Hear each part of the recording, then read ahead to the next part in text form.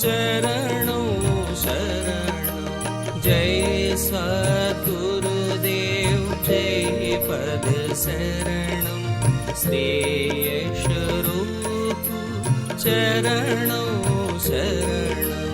जय सद्गुरुदेव जय पद शरणं श्रेयस रूप चरणों शरणं।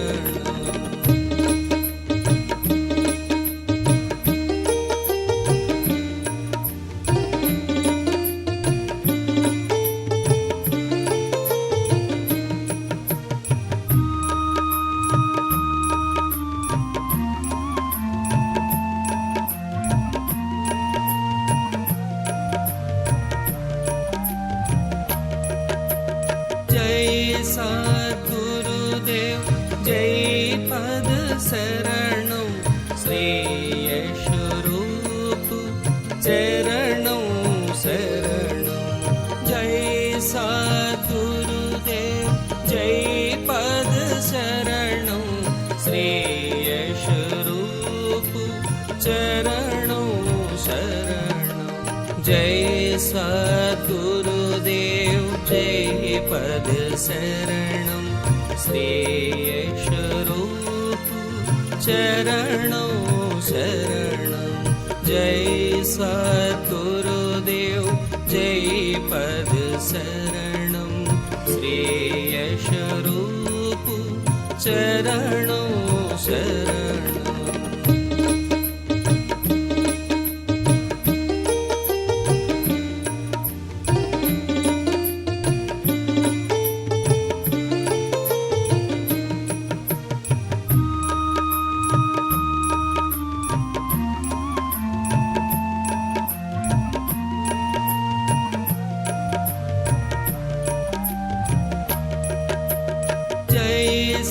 सद्गुरुदेव जय पद शरणं श्रेयस रूप चरणों शरणं।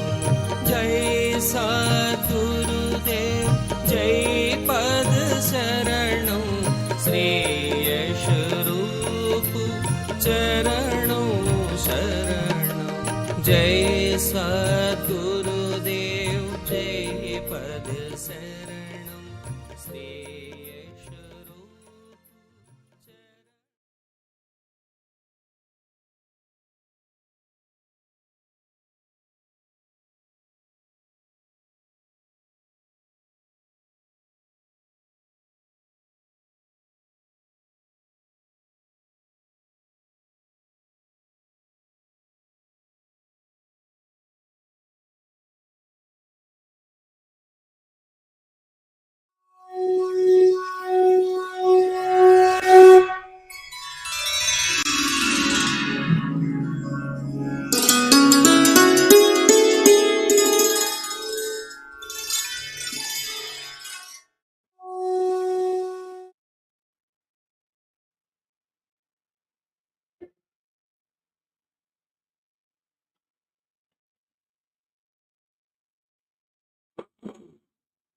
जी माता और बंधुओं,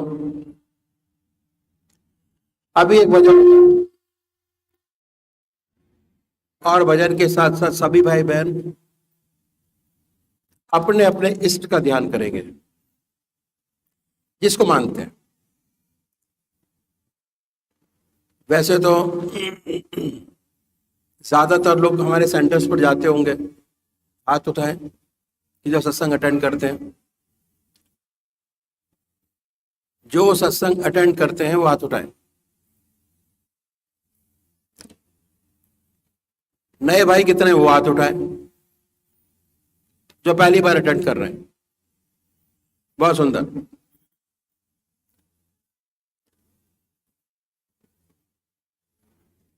तो हमारा जो रास्ता है अखिल भारतीय सतपथ सत्संग का आनंद और ध्यान योग मिश्रण है बहुत सारी चीजों का।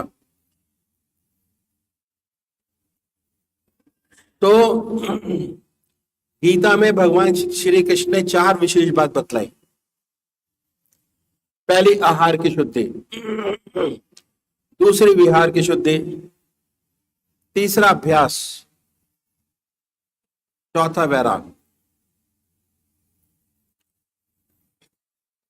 शुरुआत करते हैं अभ्यास से। अभ्यास, कोई समय ऐसा होगा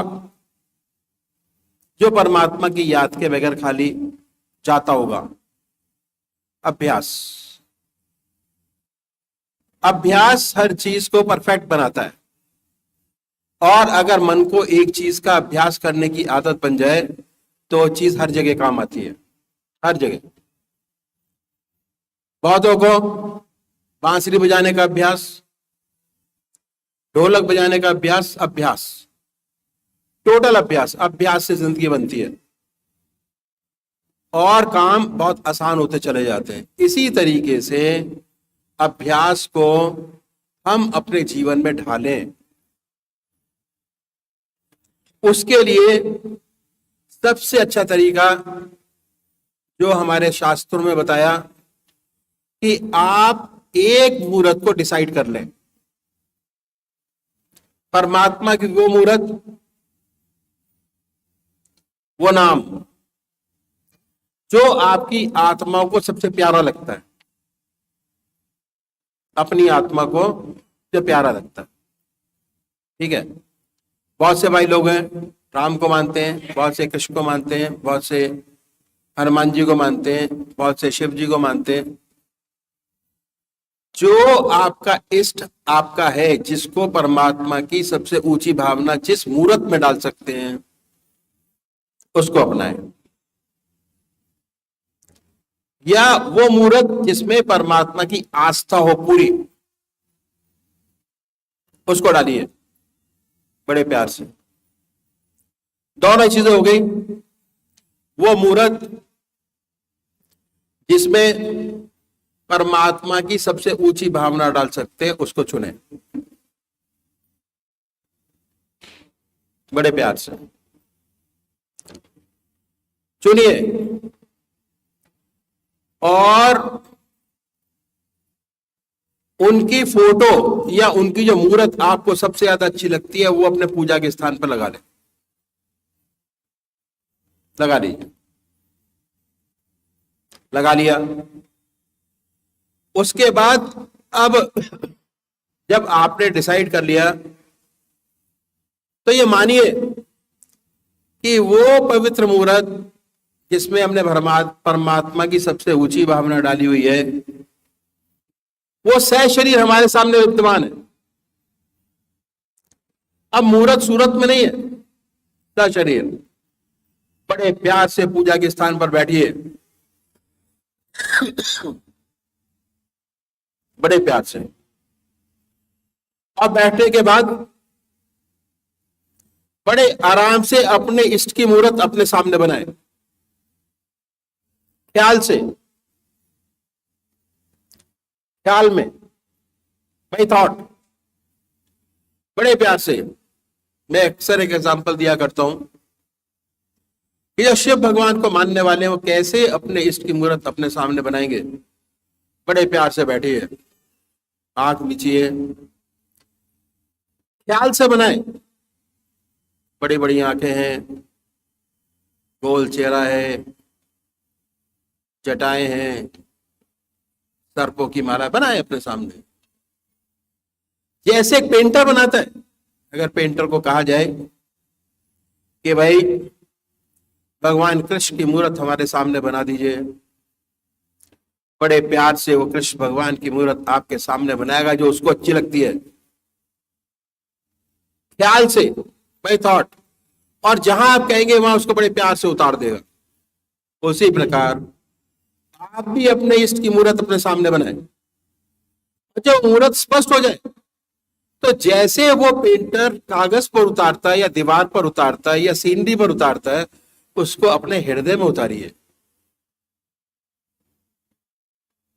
जैसे हनुमान जी ने बड़े प्यार से अपने भगवान को अपने सीने में उतारा, हृदय के पास, उसी प्रकार जब सामने स्पष्ट हो जाए, सबसे बड़ी बात, जब सामने स्पष्ट हो जाए वो चीज, मुहूर्त सामने स्टेबल बनने लगे, उस पवित्र मुहूर्त को अपने हृदय में उतारिए बड़े प्यार से।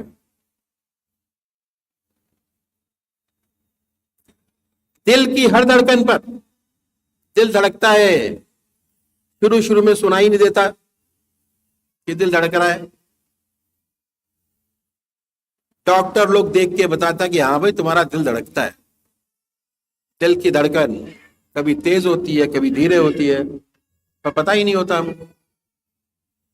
उस दिल की धड़कन में जो मंत्र आपका है, उसको उच्चारित होते सुनने की कोशिश करिए कि वो हृदय से निकल रहा है, हृदय में मुहूर्त, और उसके साथ साथ जो मंत्र आपका है वो हृदय की धड़कन से निकल रहा है और पूरे शरीर में वाइब्रेट होता है। वाइब्रेशन महसूस कीजिए, पॉजिटिव वाइब्रेशंस। एक बार इसको करने की आदत बन गई तो 99% आपकी प्रॉब्लम सॉल्व हो गई, सारी की सारी 99% प्रॉब्लम। सॉल्यूशन आपके हाथ में, भगवान के हाथ में नहीं है। कोई भगवान हमको ये नहीं कहता कि मेरे को मानो। अपनी आत्मा की शांति के लिए, अपने गृहस्थ को सुचारू रूप से चलाने के लिए, अपनी नौकरी को अच्छा चलाने के लिए, बच्चों के लिए दुआ मांगते हैं हम भगवान से, और वो भी शारीरिक तौर पर। मंदिर गए, क्रिया योग हुआ है। अब क्रिया योग से हम बदलेंगे उस योग को ध्यान योग में, मन से, ध्यान योग मन से। तो जैसे ही आप अपने सामने आएंगे, 20 मिनट का आप ध्यान करेंगे, आपका मन आपके इष्ट के चरणों में लगेगा और धीरे धीरे आपके इष्ट के चरणों की क्लैरिटी होती चली जाएगी। मैं हिमाचल गया हुआ था, वहां पर भी जैसे यहां गैदरिंग थी, तो वहां का एक विख्यात पंडित आके बैठा सामने। मैं देख के घबरा गया, है ना। सारे टीके लगा रखे थे, गेरुआ वस्त्र पहने हुए थे, रुद्राक्ष की माला पहनी हुई थी, हाथ में भी, गले में भी, सब जगह।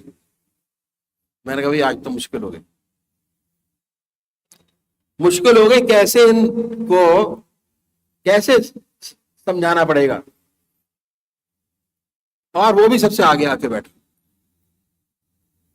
उसने आसन लगाया, उसका क्या कहते हैं, हिरण की छाल का, आराम से बैठे, कमंडल हाथ में लिया हुआ था, आके बैठ गए सामने। बड़ी मुश्किल। उसके बाद जब कार्यक्रम शुरू हुआ तो हमने 2 बत्ती जलवाई, और उसके बाद अपनी तरीकत बताई हमने। ये हमारा तरीका पूजा करने का, और 1 घंटा ध्यान कराया उसको, 1 घंटा ध्यान। और जब 1 घंटा ध्यान के बाद उठा तो कहता महाराज आपने क्या बता दिया, यही तो हम करते हैं। आपने तो ऐसा इनको तरीका बता दिया कि हमारी जरूरत ही नहीं है। जब इनका मन इतना पक्का हो जाएगा आपके अपने इष्ट के चरणों में, तो किसी और की क्या जरूरत है। चले गए। तो ये बहुत जरूरी है साकार पुजारियों के लिए, जो परमात्मा को मूर्ति में मानते हैं। और जो नहीं मानते, कहते हैं कि परमात्मा सब व्यापक है, मूर्ति में क्यों बांधा जाए, हर जगह है। उसके लिए, उनके लिए भी रास्ता बताया कि जो नाम आपकी आत्मा को सबसे प्यारा लगता है, जो नाम आपकी आत्मा को सबसे प्यारा लगता है, उसको चुनें। बड़े प्यार से बैठिए। ये आनंदमयी अवस्था बनाने की जरूरत है, आनंद लेने की जरूरत है। जैसे जैसे आपको आनंद लेने की आवश्यकता पड़ेगी, आनंद, बहुत से भाई लोग आइसक्रीम खा के आनंद लेते हैं, बहुत से कचौड़ी खा के आनंद लेते हैं। आनंद आता कहां से? बाहर से नहीं आता। कचौड़ी में आनंद नहीं है भाई, लड्डू में आनंद नहीं है। हिमाचल के एक प्रोग्राम में गए, बहुत सारे स्टूडेंट थे, तो मैंने भाई आपके लिए बहुत अच्छी चीज बनवा के रखी है। पूछा भैया जी क्या? मैंने कहा आज हमने आपके लिए लड्डू बनवा के रखे। परसे गए लड्डू, दो रखे गए पहले, बड़े आनंद से बच्चों ने उसका पान किया। दो फिर रखे गए, फिर खाए उन्होंने। तीसरी बार दो और दिए गए, 50% लोगों ने मना कर दिया कि भैया जी इसके अलावा और भी कोई चीज है। मैं कहा तो आनंद मिल रहा आपको नहीं? कहते मिलना था मिल गया, अब आनंद नहीं है लड्डू के अंदर। तो आनंद लड्डू में नहीं है, आनंद गाड़ी में नहीं है, आनंद किस चीज के अंदर है? आनंद पैसे में नहीं है, आनंद मन के अंदर है। ये तो चीजें यूज करने की है, आनंद की नहीं है। ये तो चीजें टू बी यूटिलाइज्ड। आनंद मन के अंदर जब होगा जब आप प्रभु के चरणों से लगेंगे पूरी तरीके से, आनंद। और उसकी याद में जो आनंद है वो कहीं नहीं है।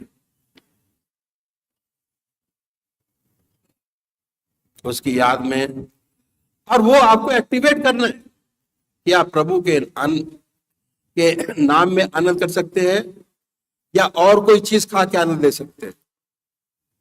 सबसे बढ़िया आनंद उसके नाम के अंदर, उसको एक्टिवेट करिए और एक्टिवेट करके 24 घंटे उसी के आनंद में रहिए। बाकी सारे आनंद क्षणिक है।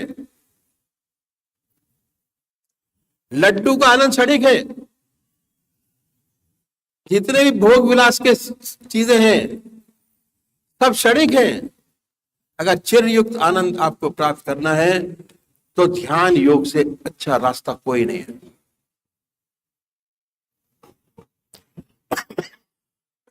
और एंड तक काम आता है। कैसे एंड तक काम आता है मैं आपको बताऊं। हम एक नाम को लेके बार बार उसको याद करते हैं, राम राम। आधा घंटा मन से हमने राम राम किया, आधा घंटा शाम को हमने राम राम किया, तो क्या होता है? प्रोसेस क्या है आप ये देखिए।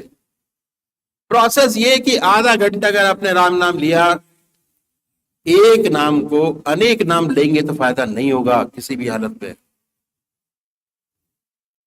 आज आप राम जी की पूजा करें, कल कृष्ण जी की करें, परसों गोवर्धन महाराज की करें, कोई फायदा नहीं। एक नाम को पकड़े। जितने हमारे संत हुए, चाहे गुरु नानक देव, संत कबीर, तुलसीदास, ज्ञानदेव, नामदेव, सब गांव के थे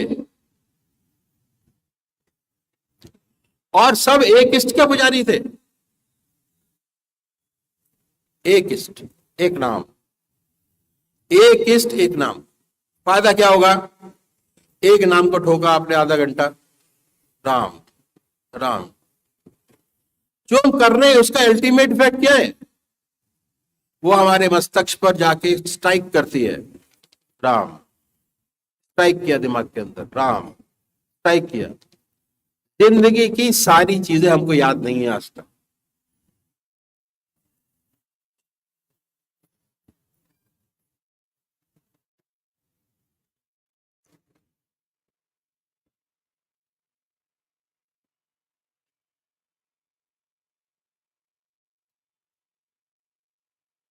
जिंदगी की सारी चीजें हमको याद नहीं है। जितना तगड़ा मन के ऊपर प्रेशर, उतनी ज्यादा याद।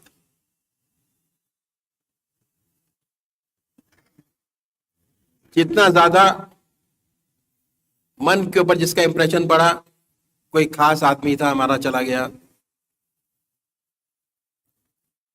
उसकी अच्छाइयां अक्सर याद हो आती हैं, क्योंकि उसका इंप्रेशन हमारे मन पर बहुत तगड़ा पड़ा कि बहुत अच्छा आदमी था, जल्दी चला गया। जो हल्की चीजें थी, जो रोजमर्रा होती रहती है, उसको भूल जाते हैं, क्योंकि उसका इंप्रेशन तगड़ा नहीं होता। कैसे होता है? जिस चीज को हम बार बार याद करते हैं, हमारा मस्तिष्क जो है वो स्पंज की तरह है। मस्तिष्क हमारा स्पंज की तरह है। अगर डॉक्टर से पूछो, कहते हैं हाँ जी स्पंज की तरह है। बड़े सारे सेक्शन है इसके अंदर, दिमाग के अंदर, और जो भी बीमारी, हारी, चोट जो भी महसूस होती है, एक पर्टिकुलर सेक्शन पर जाके वो अटैक करता है, जिससे हमको चीजें मालूम होनी शुरू हो जाती है। ऐसे बहुत से ट्रीटमेंट आ गए हैं, अगर उस ग्लैंड को अलग कर दिया जाए तो दर्द महसूस ही नहीं होता, और डॉक्टर लोग करते हैं इस चीज को। अब क्या है कि हमारा मस्तिष्क स्पंज की तरह है। हमने राम ठोका, इंप्रेशन बना, फिर राम ठोका, फिर इंप्रेशन बना। जैसे एक गंगा जी की रेत के ऊपर आपने हाथ रखा, बड़े प्यार से वो हाथ का इंप्रेशन आपके पास बन गया। जितनी बार ठोकेंगे उतना इंप्रेशन गहरा होता चला जाएगा। ऐसे ही हमारे मस्तिष्क पर इंप्रेशन गहरा होता चला जाता है, और एक स्थिति ऐसी आती है कि हमें दुनिया की कोई चीज याद नहीं रहती, सिर्फ वही चीज याद रहती है जिसका इंप्रेशन बहुत डीप हमारे मन के अंदर बना हुआ है, सर के ऊपर। वही एंड टाइम पे फेयर अप होती है, और बड़े आराम से, बड़े आनंद से हम अपना अंत करते हैं। अंत हमारा, ये जो कमाई कर रहे हैं, ये अपने अंत समय को सुधारने के लिए करते हैं कि प्रभु जैसे हमको जन्म मिला वैसे ही हमारा अंत होना चाहिए। और परमात्मा ने कितना सुंदर हमको तरीका बताया दिया। जन्म, जब जन्मते हैं, मां की गोद होती है, सारी जिंदगी अपने पेरेंट्स की छाया में रहते हैं, और जब जाते हैं तो बच्चों की गोद होती है। ऐसी कोई योनि हमारे पास नहीं है जिसमें इतनी परमात्मा ने सुविधा दी हो, सोचने की शक्ति दी हो, कर्म करने का अधिकार दिया। ये हमारे ऊपर है। 100 साल की उम्र हमारे पास है, बना ले या बिगाड़ दे, दोनों चीजें हमारे हाथ में है। तो ये हुआ साकार पुजारी कैसे पूजा करेंगे, वो तरीका मैंने आपको बताया। निराकार कैसे पूजा करेंगे, वो भी तरीका मैंने आपके सामने रखा। उसके बाद बड़े आराम से ये देखिए कि हमारे पास कौन सा समय ऐसा है जो खाली है।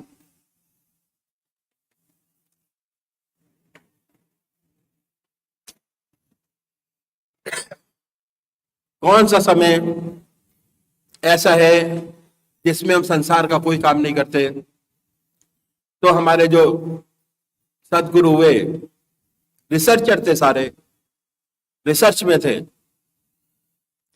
टेलीकॉम रिसर्च सेंटर में काम किया उन्होंने। तो ये देखा कि दूसरा आइटम जो है बड़े आराम से खाली है, भोजन का समय। भोजन करते तो और कोई काम ही नहीं करते भोजन के अलावा। तो इन सदगुरुओं ने बड़ा सुंदर तरीका बताया भोजन करने का, कि जैसे ही भोजन आपके सामने आए, अपने इस देव का भोग लगाइए, और भोग लगाने के बाद उन्हीं की याद में भोजन का पान करिए। कोई ग्रास बगैर परमात्मा की याद के आपके शरीर में न जाए। कोई चीज बगैर परमात्मा की याद के आप ना पिए। अभ्यास, अगर आपने 15 दिन अभ्यास कर लिया तो 16वें दिन आपको अभ्यास करने की जरूरत नहीं है। जैसे ही भोजन आपके सामने आएगा, वैसे ये क्रिया अपने आप शुरू हो जाएगी। सबसे बड़ी बात क्या है कि संतों ने स्वादेंद्रिय निग्रह पे बहुत भारी जोर दिया, स्वाद पर कंट्रोल करना। और मुझे याद है जब महाराज जी ने पहला कार्यक्रम मथुरा में किया, पहला कार्यक्रम, तो एक देवी आई थी, जो पुराने लोग हैं शायद उनको याद होगा,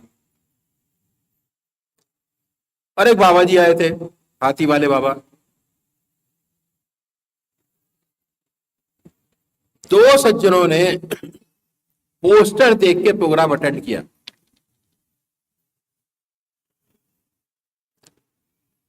और जो देवी थी उसकी हालत ये थी कि उसने पता नहीं कितने सालों से अन्न ग्रहण नहीं किया था।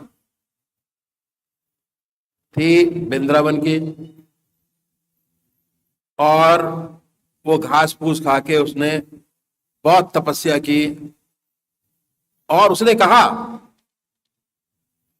कि तपस्या का फल ये है कि आज मुझे एक ऐसा रास्ता मिला जहां मैं रुकी हुई थी, वहां से अब आगे बढ़ गई ध्यान योग में। लोगों ने कहा कि भोजन का पान करिए, प्रसाद पाइए। उसने कहा नहीं, मैंने आज ऐसा प्रसाद पाया है जो मैं जिंदगी में कभी भूल नहीं सकती। ये वो रास्ता है। बहुत से साधु संत आते, जैन मुनि पूना के अंदर जब कमरा खोला तो हमारी सारी किताबें पड़ी हुई थी उनके अंदर, कमरे के अंदर। 5 साल से उन्होंने गृहस्थ आश्रम छोड़ के मुनि बने।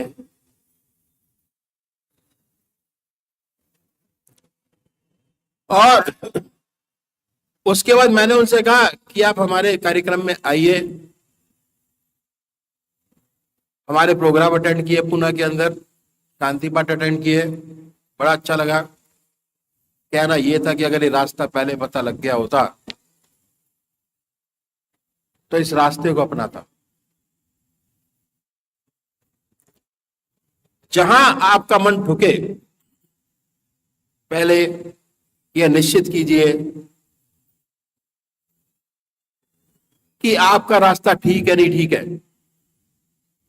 जहां जाते हैं वहां से आपको लाभ मिलता है कि नहीं मिलता। और उसके बाद अगर ये निश्चित हो गया तो फिर सत्संग को अपनाइए, सही तरीके से अपनाए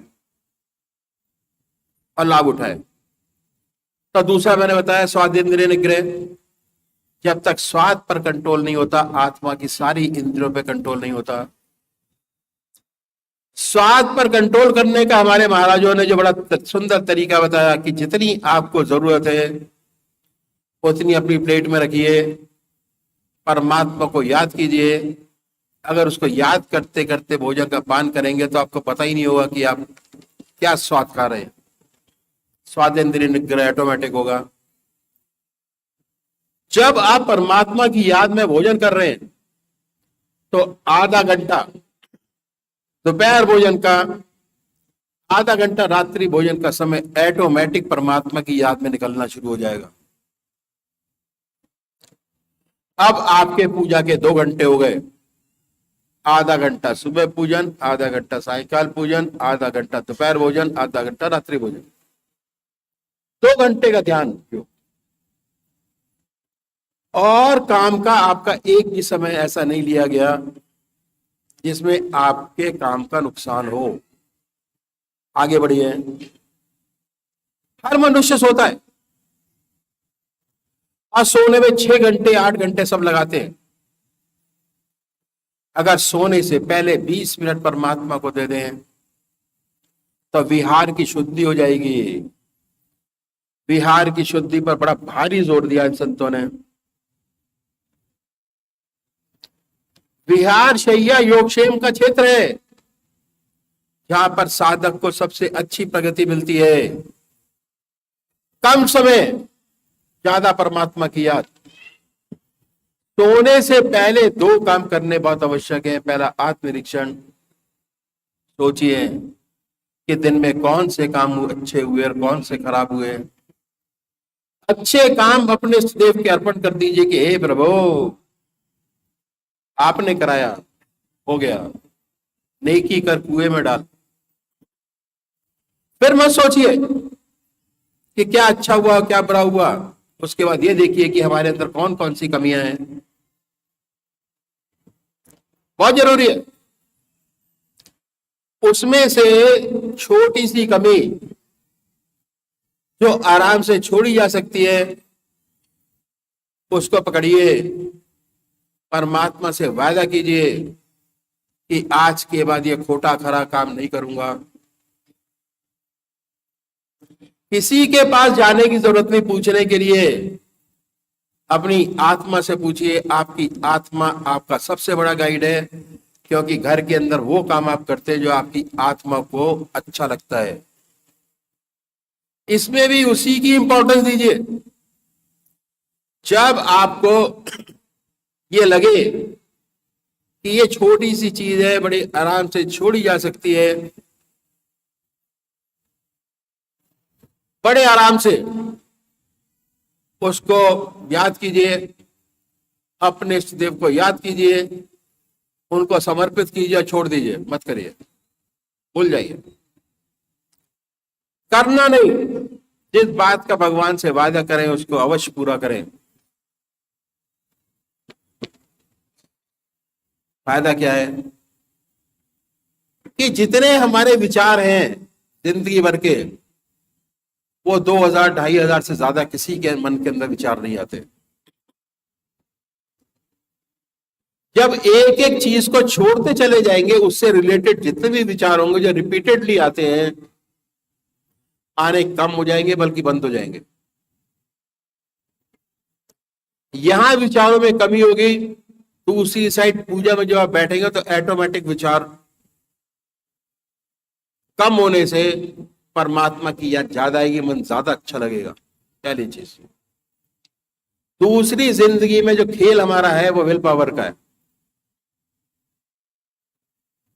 बहुत से भाई लोग हैं, उनकी विल पावर होती नहीं।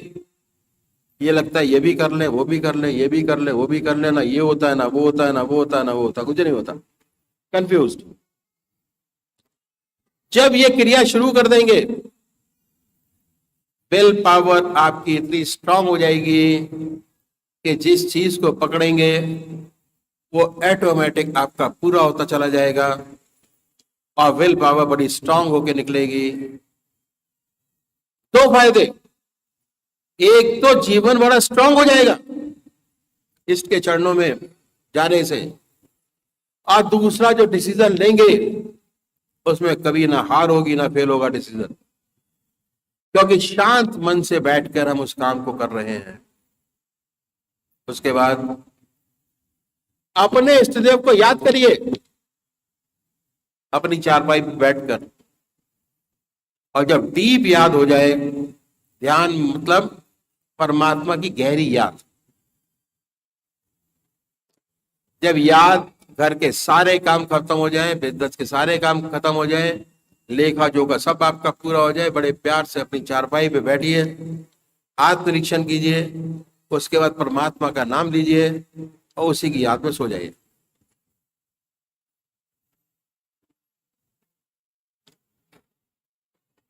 करने से होगा क्या कि जो काम प्लान करके अगले दिन करेंगे बड़ी सुगमता से पूरा होगा, माइंड फ्रेश होगा। सुबह उठेंगे, शरीर भी फ्रेश, माइंड भी फ्रेश, दोनों चीजें फ्रेश फ्रेश साफ। ये तो होगा ही। विल पावर स्ट्रांग होगी, और जिंदगी के अंदर जो खेल है विल पावर का है। कमजोर इष्ट जिसका है उसकी विल पावर बड़ी, जो आदमी कमजोर विल पावर का है उसका जो परमात्मा है वो भी कमजोर होता है। जो आदमी की विल पावर स्ट्रांग होती है उसका इष्ट भी बहुत स्ट्रांग होता है, उसके सारे काम बड़े आराम से सुगमता से पूरे होते चले जाते हैं। 6 घंटे दुनियावी हैं हम लोग, घर में कोई परेशानियां पड़े, सोने से पहले उस मुसीबत की चिंता होती है, रात भर उन्हीं चिंता में पड़े रहते हैं, सुबह उठते वो चिंता और गहराई होती है, नींद ही नहीं आती रात को। और अगर 15 दिन ऐसा हाल हो गया तो 16वें दिन या तो दिमाग तेज चलने लगता है या दिमाग डिप्रेशन में चला जाता है। लोग कहते हैं डॉक्टर के पास जाओ, दवाई ले आओ। डॉक्टर एक चुटकी दे देता है कि इसके खाओगे तो डिप्रेशन दूर होगा। और एक बार अगर दवाई की आदत पड़ गई तो सारी जिंदगी दवाई छूटती नहीं है। एक डॉक्टर, उसकी मिसेस को 20-20, 25-25 गोलियां खाने के बाद भी नींद नहीं आती थी। मेरे पास एक डॉक्टर आया था, यंग डॉक्टर, काला चेहरा, सत्संगी भाई का लड़का। कहता भैया जी मेरे को नींद नहीं आती, दारू मैं पीता हूं, 25 गोलियां खाता हूं, उसके बाद भी नींद नहीं आती। उसको मैंने 1.5 साल अपने पास रखा। 1.5 साल में उसका MBBS पूरा हुआ, उसका MD पूरा हुआ और सब चीजें भूल गया। बड़े आराम से सोता। तो सोने के लिए इससे बढ़िया और कोई तरीका नहीं है। जैसी आप परमात्मा की याद में सोएंगे, परमात्मा को साथ रख के सोएंगे, बड़े प्यार से सुंदर सुंदर सपने आएंगे, ऐसे ऐसे सपने देंगे, देखेंगे जिसकी आपको जरूरत है। बेकार की चीजों की जरूरत होती है, नहीं होती, वो आपके सामने आएगी नहीं। डरावने सपने खत्म हो जाएंगे। रात को डर जाते हैं, कोई मतलब नहीं। बहुत से केसेस आते हैं ऐसे। पर समय के साथ साथ सारी चीजें सॉल्व होती चली जाती हैं। अगर आप सत्संग में रेगुलर आ रहे हैं, आते हैं और सत्संग को मानते हैं, सिस्टम को जानते हैं, और अगर सिस्टम को जानते हैं तो नाम दान लेना बहुत जरूरी है। दूसरी बात, जिससे भटकाव पैदा ना हो। मन बहुत भटकाता है। एक बार जब स्थिर हो जाए कि हाँ इससे बढ़िया कोई रास्ता नहीं हमारे लिए, टेक नामदान, टेक मेंबरशिप और सत्संग को रेगुलर अटेंड करेंगे तो 100 साल का समय आपके पास है। किसी के पास 40 साल का है, किसी के पास 20 साल का है, किसी के पास 10 साल का है। रेगुलर जाते होंगे, आप अपने लक्ष्य को प्राप्त कर पाएंगे। ठीक है, तो अभी ये भजन होगा और भजन के साथ साथ सभी भाई बहन अपने अपने इष्ट का ध्यान करें। यादव जी भजन कहेंगे, BD यादव जी।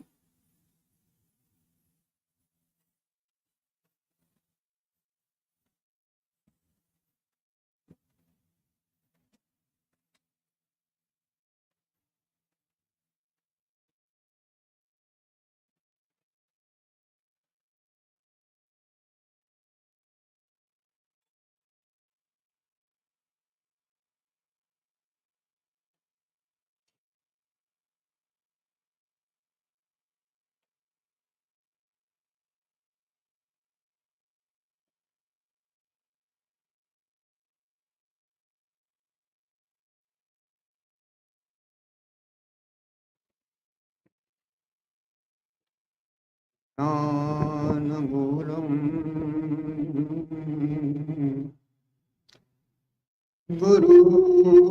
गुरुर्मूर्ति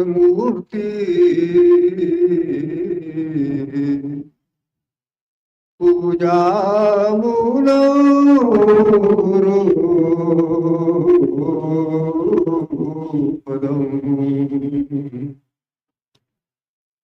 मंत्रमूलं गुरुर्वाक्यम्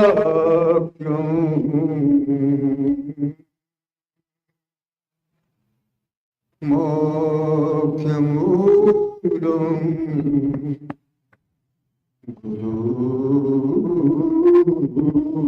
गुरुकृपा। गुरु समर्थ सिर पर खड़े,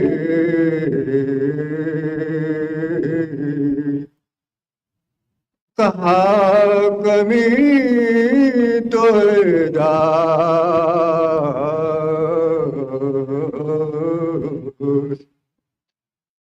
रिद्धि सिद्धि सेवा करे,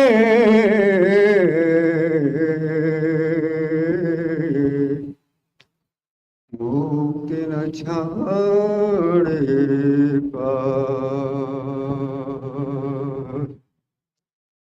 आप गुरुवर सदा साथ हैं, फिर हमें क्या चाहिए। गुरु सदा साथ है, फिर हमें और क्या चाहिए। फिर हमें और क्या चाहिए। मैं ले लिए हाथ हैं, फिर हमें और क्या चाहिए। फिर हमें और क्या चाहिए। आप जाहिर आप बातिन, हाथ हम सबके हैं आप जाहिर आप बातिन, साथ हम सबके हैं कोटि पर्दा करके बैठे, फिर भी लापरदा है आप, फिर भी लापरदा है आप जाहिर आप बातिन, साथ हम सबके हैं साथ हम सबके हैं। गूंजती है कान में आवाज अभी आपकी, आवाज अभी आपकी। वज्म में जलवानुमा से सामने बैठे आप, वज्म में जलवानुमा से सामने बैठे आप जाहिर आप बातिन, साथ हम सबके हैं साथ हम सबके हैं। दिल के टुकड़े आपके हो, आप कहते थे हुजूर। दिल के टुकड़े आपके हम, आप कहते थे हुजूर, आप कहते थे हुजूर। फेर कर फिर मुँह अपना कैसे जा सकते हैं आप, फेर कर फिर मुँह अपना कैसे जा सकते हैं आप जाहिर आप बातिन, साथ हम सबके हैं साथ हम सबके हैं। जिस्म तक महदूद जब थे, दूरियां मुमकिन भी थी,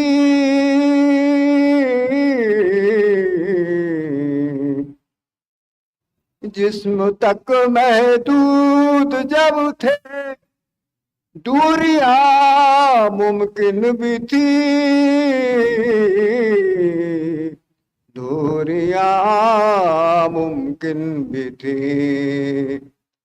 अब जुला महदूद है, अब जुला महदूद है, तो रूबरू रहते हैं आप, रूबरू रहते हैं आप, रूबरू रहते हैं आप जाहिर आप वातन, साथ हम सबके आप, साथ हम सबके आप, साथ हम सबके आप।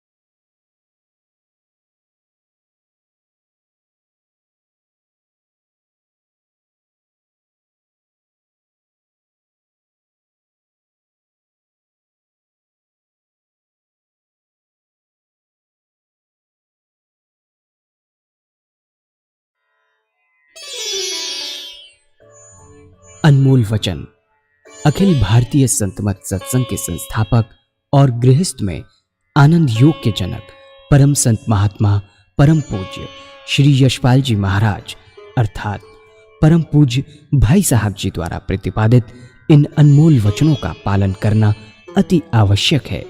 ये वचन हमारी गृहस्थ आध्यात्मिक साधना के लिए मूलभूत सिद्धांत हैं, जो इस प्रकार हैं। हम दुनिया की हर चीज की कीमत आंकते हैं, अपने मानव जीवन की कीमत भी जानें व परमात्मा की प्राप्ति हेतु साधना करें। मनुष्य योनि एक उपहार है, इसीलिए परमात्मा को धन्यवाद देते हुए आधा घंटा प्रातःकाल, आधा घंटा सायंकाल पूजा अवश्य करें। सत्संग, सतनाम व सद्गुरु को प्राथमिकता देते हुए इसी के आधार पर ध्यान योगाभ्यास अवश्य करें व गृहस्थ के कार्यों को परमात्मा का कार्य समझकर उसी की याद में संपन्न करें। हर समय ये ध्यान रहे कि गुरु कृपा द्वारा परमात्मा की पवित्र सत्ता का हमारी आत्मा में वास है, अतः मन में निरंतर अपने इष्ट देव का जाप करें। मान सम्मान की इच्छा ना करें व अपमान से दुखी न हो। परमात्मा के अतिरिक्त किसी और का भय न करें। दूसरों की बुराई न करें, न सुने, सत्य व मधुर बोलें, अश्लील शब्द मुंह से ना निकालें, सभी से नम्रतापूर्ण व सुंदर व्यवहार करें। धर्म पत्नी के अतिरिक्त अपने से बड़ी से माता जैसा, बराबर की से बहन जैसा व छोटी से पुत्री जैसा व्यवहार करें। सांसारिक जीवन यापन की आवश्यकताएं अंतहीन हैं, इसीलिए अधिक से अधिक समय सत्संग में व धन परोपकार में खर्च करें। याद रखें, न स्त्री माया है, न धन दौलत, न ही परिवार। माया वह है जो हृदय को परमात्मा से दूर हटा दे। अतः निरंतर सत्संग और सद्गुरु की शरण में रहने का प्रयास करें। भोजन अपने इष्ट को अर्पण कर प्रसाद रूप में परमात्मा की याद में करें। रात्रि में सोने से पहले अच्छे बुरे कार्यों का आत्मनिरीक्षण कर उसका समुचित पश्चाताप करते हुए ध्यान करें व प्रभु की गहरी याद में ही विश्राम करें। परमात्मा तू ही है, तेरी इच्छा पूर्ण हो।